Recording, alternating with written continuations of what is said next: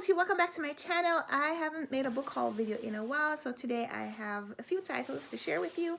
Some of these are books that I bought myself, some of them are review copies, and I have a few gifts that I've received over the past few weeks. So I'm going to share them with you here today. And I'm really excited about these books. Some of them are review copies that I got from publishers that are absolutely beautiful. And again, books that I bought myself because I wanted them. So I'm really excited about all of these books. So let's just get into it. I don't have much to say about any of the books because I haven't read most of them. So first book that I want to share with you is my February Book of the Month Club pick. I skipped January, but I couldn't pass up this book in February. I think this dust jacket is absolutely beautiful. This is The Girl with the Louding Voice, a debut novel by Abi Dare. She's a Nigerian author, and this book is about a young girl growing up in Nigeria and wanting to be educated despite her parents' wishes. And I guess it's about her exerting her wishes, exerting her desire for education. Louding voice is supposed to be how a person speaks, how they speak up on their own behalf, maybe on behalf of other people, I'm not sure. But The Girl with a Louding Voice is also a Read with Jenna book club pick. And I've read a couple of books now that have been chosen by Jenna Bush Hager's book club, and so far I'm thinking that she's been doing a pretty good job of selecting good reads.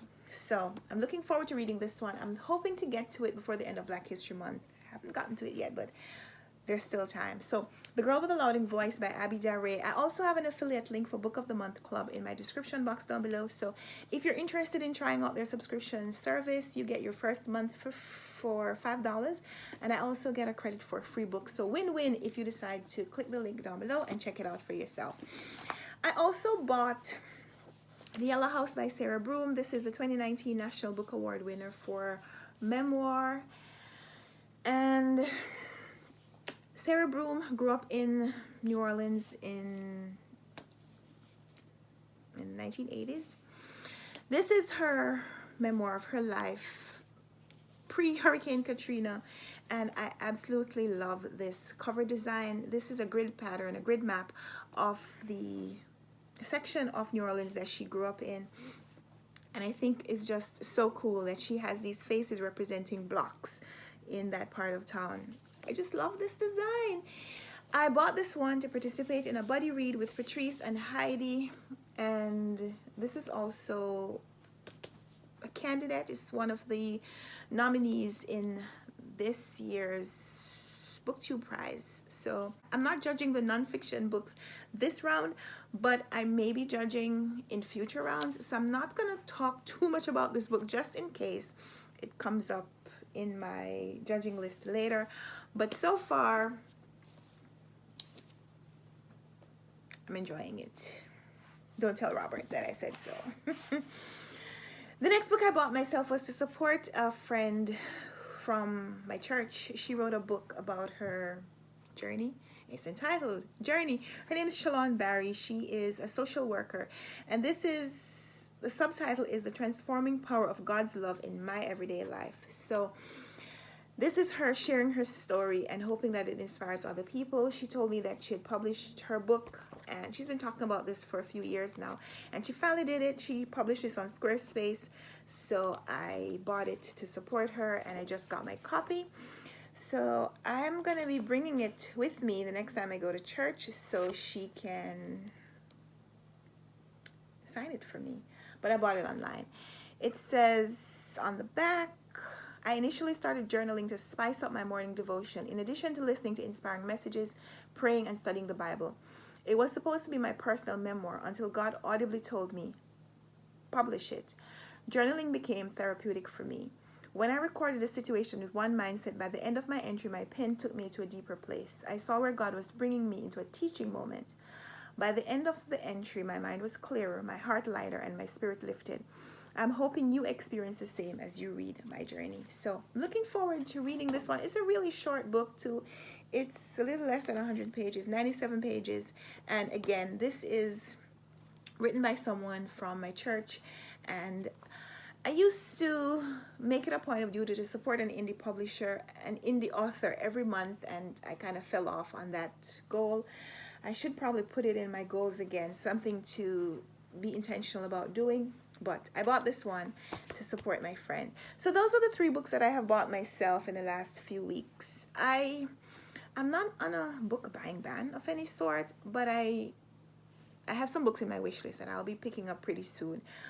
But for now, I've been reading a lot from the library, and I've gotten some review copies, so I haven't needed to buy many books. So only 3 books that I bought myself recently.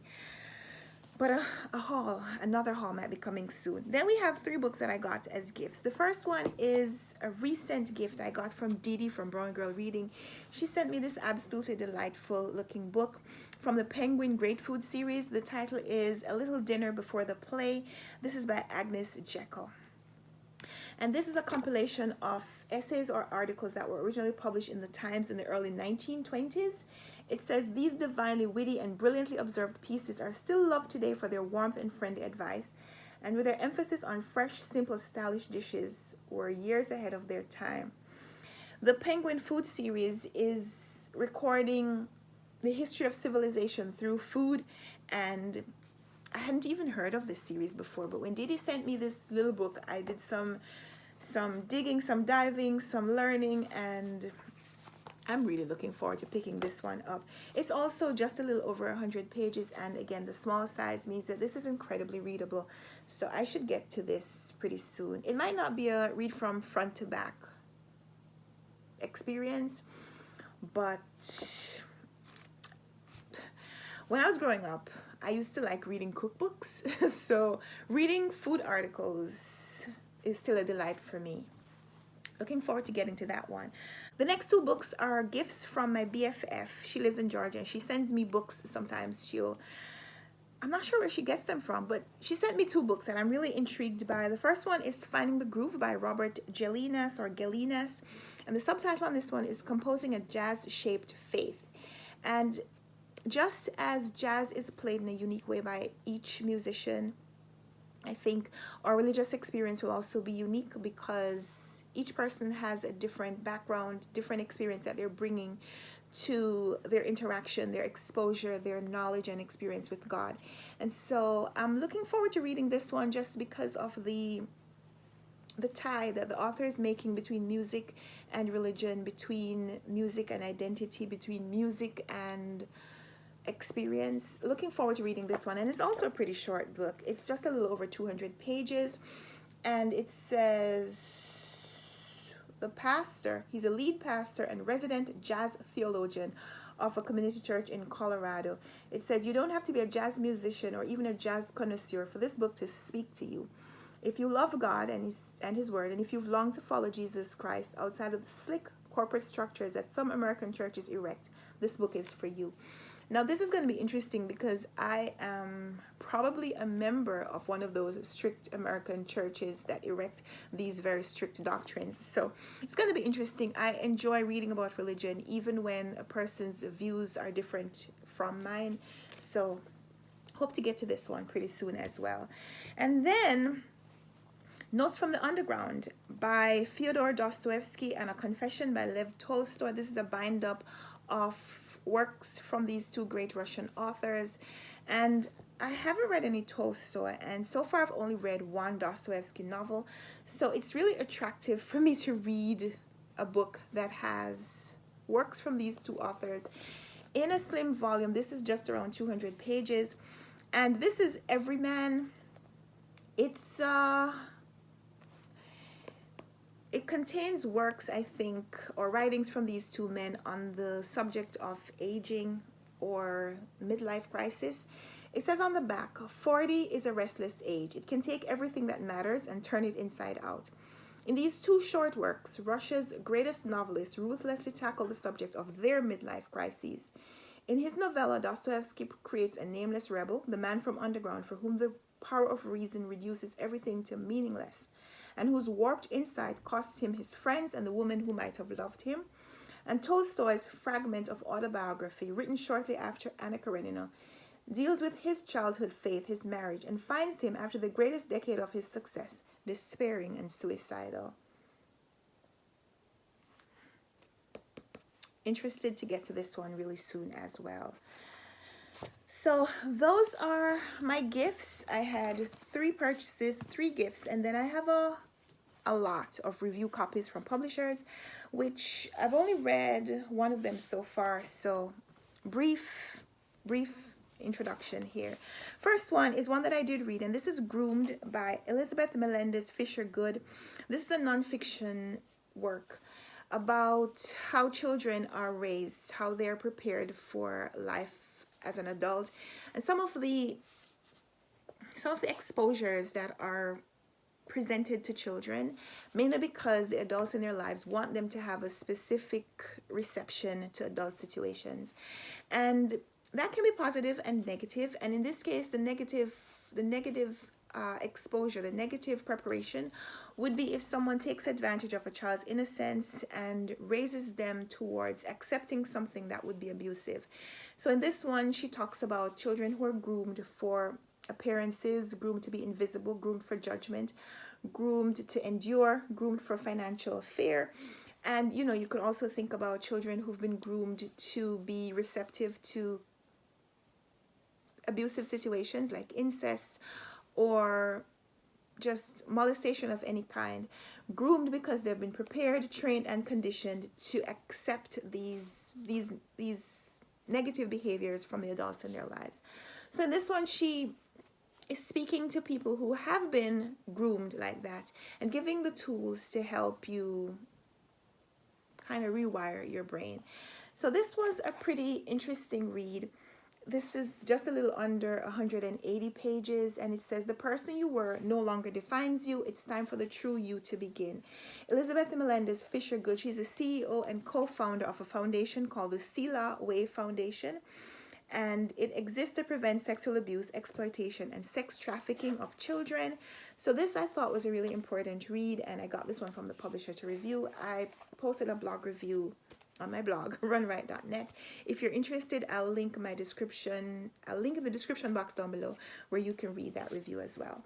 I also got this from the publishers. I haven't read this one in its entirety because they only asked me to feature it on my Instagram. This one is From Lost to Found, Giving Up What You Think You Want for What Will Set You Free. The author is Nicole Zasowski, and she's a licensed marriage and family therapist. And in this one, she talks about how sometimes you have to give up the things that you find that are good in your life because you want excellent. That's the baby. Daddy's home today and he has her. So I'm not going to be reacting to her crying. He'll sort it out. So From Lost to Found is about how sometimes you've landed on things that are fine in your life, and you could hold on to them for a really long time, but while you're keeping yourself in that situation, you're also handicapping your progress towards the things that could be great. So sometimes you have to let go of the things that are just mediocre and you feel like they serve you well, but you're preparing yourself for the things that will be better because you know that better is in your destiny. What I've read so far, I've enjoyed. At some point, I will return to this and finish it up. But it's also good to know that I have this copy, that I can do that at any time. I also got some finished copies from publishers. No, before I show you my finished copies, I'll show you the next arc. This is the last arc that I got from the publishers. Colleen Coble's One Little Lie. True crime? No. Romantic suspense, I think, is the genre of this one. Oh, I didn't tell you publishers. Oh my, okay. Both of these were from Thomas Nelson Publishing, as is this next one. Thomas Nelson Publishing. They publish books with a little bit of a Christian background, I think. Am I right about that? Yes. They feature mystery, suspense, Christian fiction, and women's fiction.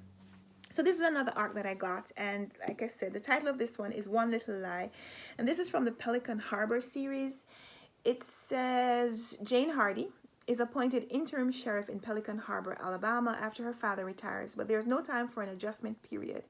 When her father is arrested for theft and then implicated in a recent murder, Jane quickly realizes she's facing someone out to destroy the only family she has. After escaping with her father from a cult 15 years ago, Jane has searched relentlessly for her mother, who refused to leave ever since. Could someone from that horrible past have found them? I'm so intrigued by this story. I am interested in reading about people from, different backgrounds. The cult lifestyle appeals to me as a reader.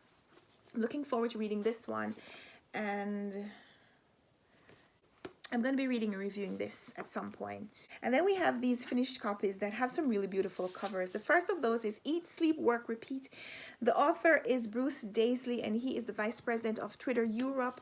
The subtitle of this one is 30 Hacks for Bringing Joy to Your Job. I don't have a 9-to-5 job right now, but at some point when the baby is no longer a baby, I will probably return to the workforce.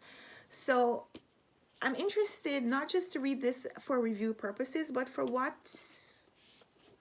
information I might glean for how I choose my next job. It says most of us are unfulfilled at work, but it doesn't have to be that way. Bruce Daisley is, like I said, he's the vice president of Twitter Europe, and he hosts a podcast with this title. And it says, in the course of a career that has taken him, the author, from some of the world's biggest media companies like Google and YouTube, Daisley has become fascinated by what makes people happy at work and what doesn't. Now he offers 30 research-based hacks that all of us can use for making work better. So, hoping to read this one pretty soon and to share my thoughts with you, whether here on YouTube, well, both here on YouTube and on my blog as well. And then, love, love, love this cover. The title is Salty Bitter Sweet by Mira Cuevas. The subtitle is A Fresh Start, A Broken Heart, A Menu of Possibilities. This is fiction, but I'm intrigued by the fact that it has all of this as a title. It says on the back, happiness like love arrives through the kitchen. At least that's what my abuela Lala used to say. I may not know much about love, but I definitely got the kitchen part down. This one is from Blink YA Books, and the synopsis says this is a slow burn romance in a cutthroat kitchen. Aspiring chef Isabella Fields' family has fallen apart since the death of her abuela and the divorce of her parents. She moves in with her dad and her new stepmom Margot in Lyon, France, where Issa feels like an outsider in her father's new life. She balances her time between avoiding the awkward "why did you cheat on mom" conversation with figuring out how a perpetually single woman can at least be a perpetually single chef. I like this cover, and I like the hardback. I like the naked hardback. I like a white book. Looking forward to reading this one. This is the author, Mira Cuevas. She was born and raised in Puerto Rico, and hoping to read this one pretty soon. I hope I love it. I don't read a lot of YA books, but I've gotten some really great titles from this publisher, and through the TLC Book Tours group that connects me with this publisher. So I'm looking forward to reading this one as well, just because I have had such good experiences with them in the past. Then I got this one from Penguin Random House Ballantine Books. This one is Here For It by R. Eric Thomas. The subtitle of this one, well, it's Here For It, or How to Save Your Soul in America. R. Eric Thomas is this guy. And he is a writer. It says he's written the daily pop culture and politics humor column, Eric Reads the News, since 2016 for Elle.com. And the synopsis of this one says, R. Eric Thomas didn't know he was different until the world told him so. Everywhere he went, whether it was his rich, mostly white suburban high school, his conservative black church, or his big city Ivy League college, he found himself on the outside looking in. In essays by turns hilarious and heartfelt, Thomas re-examines what it means to be an other through the lens of his own life experience. I think this cover is absolutely gorgeous. Again, another white naked hardback. And I got this one from the publisher. The publishers contacted me and asked me to review this one. So I am really looking forward to reading this. Really looking forward to reading this. It is, it just went on sale last week. I think this cover is so beautiful. I hope the contents are just as appealing to me. And the next two review copies came from National Geographic, which, to expect some really great pictures. The first one is 100 Drives, 5,000 Ideas. Oh my goodness. These are places to visit in the United States and lots of really cool things to do. And later this year, I think we might be taking a not quite cross country, but cross half the country trip, a road trip. My husband and I and the baby, and I don't know who else. So I'm looking forward to maybe using this as a resource and visiting some of these places while we travel. This is 100 Drives, 5,000 Ideas. Where to go, when to go, what to see, what to do. This includes road trips across all 50 states and 10 Canadian provinces.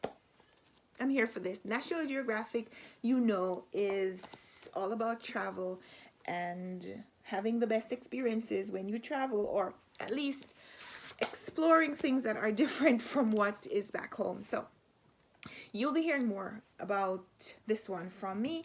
And then the last book is one that I am insanely excited about. Blue Zone's Kitchen Cookbook by Dan Buettner with photographs by David McLean. The Blue Zones, if you're not familiar, are the places in the world where people, a lot of the people who live in those places live to be 100. And they've been studied mainly for what we think causes people to live longer, their diet, their exercise habits, as well as just how they live their lives. Quite often, a lot of these people don't have a lot of stress in their lives. And I've been intrigued about the Blue Zones lifestyle. And so I am just here for the fact that these diets have been studied and are now being compiled in this cookbook. And I love to cook. I don't always cook healthy meals, but I love to flip through a good cookbook. So it says Cook the Blue Zones Way is Dan Buettner's debut cookbook. He's a best-selling author. He reveals 100 longevity recipes inspired by the 5 locations around the world where people live the longest. So we are expecting recipes from the Blue Zones of Sardinia, Italy, Nicoya, Costa Rica, Ikaria, Greece, Okinawa, Japan, and Loma Linda, California. You'll hear more about this one. I should show you some recipes, right? I should give you some flip-throughs. A lot of these are plant-based diet inspired, but also pictures from the places that we'll be reading about. Sweet and spicy carrot medley. Yeah. More on this later. So these are some books that I have gotten recently that I am really excited about, and you'll be hearing a little bit more about them all from me in upcoming videos. So I'd love to hear from you which book you've received or bought recently that you're most excited about.